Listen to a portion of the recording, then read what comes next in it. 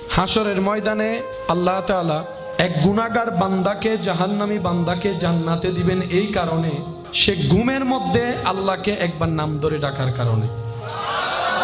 তো ফেরেশতারা রবকে বলবে, আল্লাহ সে তো জেগে ডাকে নাই, ঘুমে ডেকেছে। ঘুমে তো অনেকে অনেক কথা বলে।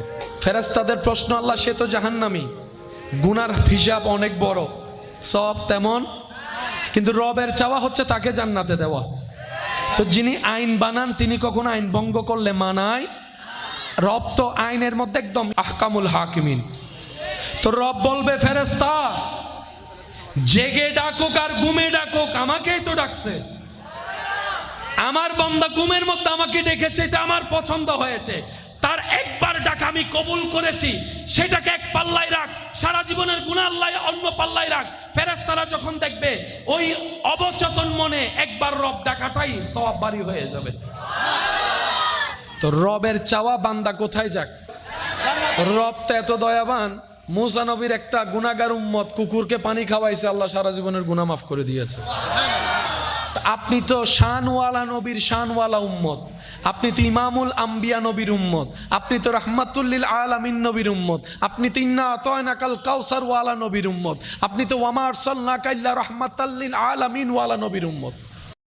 مولاي صل وسلم دائما أبدا على حبيبك خير الخلق كلهم. مولاي صل وسلم دائما أبدا على بك خير الخلق كلهم. محمد سيد الكونين والثقلين.